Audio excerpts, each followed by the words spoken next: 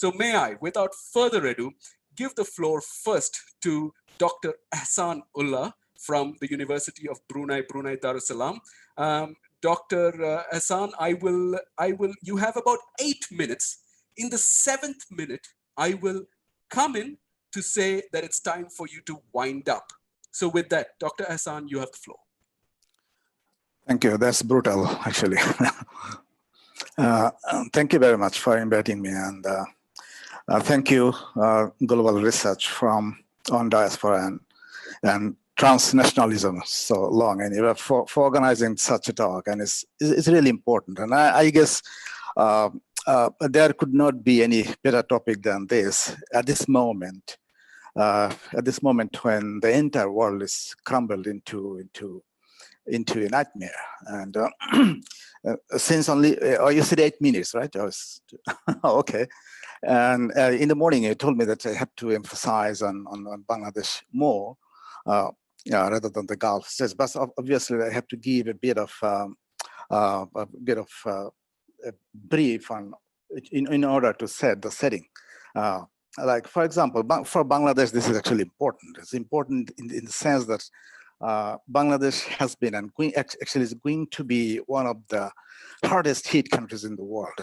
Primarily because Bangladesh receives around $15 billion, which actually constitute around 9 to 10% of the GDP of the country, and this remittance come from around 9 million migrants from the world, and out of this, around half of them actually are from the Gulf states, and like around 4 million. That's roughly, because we don't have the exact number, and the BM80 that has all the numbers actually is questionable. Now, situation is like we know all that in the Gulf now around 200,000 cases and around 1,000 dead and all these things, and the problem is the migrants, those who are affected, and the majority of that are claimed to be affected in the Gulf. And this has fueled actually racist discourse at this moment across the region, and they're blamed for spreading this in the Gulf. But what happens primarily because we found actually, like from different reports, that around 2,000 informal labor accommodations in the GCC that are actually not fit for living, and they have been living in those accommodations, and extremely tightly packed, crammed, and at least 4 persons or the workers living in one room. And we know this means in unsanitary conditions, some without any access to running water, and their proximity to one another actually doesn't allow for social distances, which is the primary framework given by WHO, that we really have to maintain this in order to thwart the spread of this virus. And what is happening in Bangladesh? And the affected today is around 39,000 and died like 550. And I understand this is, in fact, we don't know actually if this is underreported or overreported. But I'm coming to that point. But and the test has been done that is performed on around 260,000. And you understand that it's actually extremely low as compared to the number of population, like 160 million populations that's only done on the 260,000 is really unthinkable. And this has happened primarily because until mid-March, the government has not paid any heed to what is happening around the world. Primarily, government has been busy with something else, and some statements came from the policymakers. Like one of our ministers said that it's a virus. This virus is nothing but some kind of sneezing, some kind of cough, so we don't have to worry about it. And some ministers said that we are stronger than the virus, we don't have to worry. That has sent a signal to the citizens that you can just go around, you can just hang around.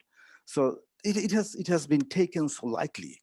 So this has become now so so grave is the situation now. And the thousands now, and what happens again, until mid-March, those who arrived from the Gulf or somewhere else, and they were just kind of kept confined in one building close to the airport for a few days, and they started agitating and they were set free, and they just left the capital city by train, by buses, by launches, or whatever, however they uh, they made it, they did it. That means the damage actually has been done, and they left the Dhaka, the capital city, in the crowded trains, in the crowded lounges, in the crowded buses. And once they arrived, and they have been just kind of kept confined. It doesn't work. So this happened, and there has been a lot of coordination flaws. Number one is sometimes in March, with the permission of the government, the garments factories that are located in capital city have been opened. And what happened then, all the millions of garments workers who left Dhaka city for their rural areas, they started to come back to keep their job. What happens? They actually bumped into each other, into the garments workers and those who came from overseas, and they bumped into each other with it, and they kind of blended with thousands and millions of people, and the damage actually has been done. And now what is happening? You see just every day. Actually, the unofficially, we know that it could be millions those who are affected, and we don't know how many actually are dying. And we see some people are on the street and here and there, and the dead bodies have been recovered. So these are the things that are happening actually, and so we don't know the gravity of the problem at this moment. And the impact was, like we know, is globally. Obviously, you all know that this year is going to experience like 20 to 30% decline of the remittances. And so will be the case for Bangladesh as well. And we can't, as a Bangladeshis, we can't actually afford this loss. And primarily, because we understand that around 200,000 Bangladeshis are at the risk of losing job from the Gulf, let alone the other country, living in other countries. So what happens? Because almost half of the remittances that we receive coming from the Gulf.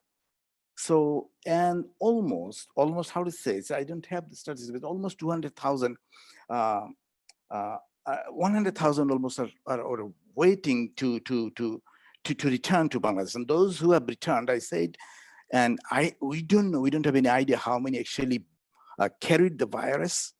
We don't have any idea. And what happens once they return, and about we know now, this is one of these think tank that they did a study a couple of days ago, a couple of weeks ago. Those who returned, that almost 78% will have no work. But because they have left like maybe 5 years ago, 10 years ago, so that they can't integrate or to get the job back as they left the job and they left the country. And more than 50% will have no sufficient livelihoods. And 80% will have don't have at this moment any health protection. So these are the things that are happening. So I guess I stop here, and I can come back once there are some questions on that. Thank you. I hope I have not crossed the time limit. You have been perfect. Thank you very much. Thank you. Thank you very much, Dr. Ehsan. I think you've really touched on some very important points in terms of return. And what we can see is, Bangladesh last year in 2019 received over $18 billion in remittances. I mean, that's a big figure. It is close to 6% of the national GDP as far as Bangladesh is concerned. But Bangladesh, we also know, has had some of the highest costs of recruitment. It has been perhaps one of those areas which really $4,000 to $5,000 per migrant worker going from Bangladesh. So it's also seen a huge impact in terms of vulnerabilities of migrant workers as they leave the country. Very important, keeping in mind that Bangladesh has a separate ministry to look after the expatriates issues. That's the Ministry of Expatriates Welfare and Overseas Employment. And I know working very closely with the Ministry of Foreign Affairs in terms of the overall coordination in Bangladesh.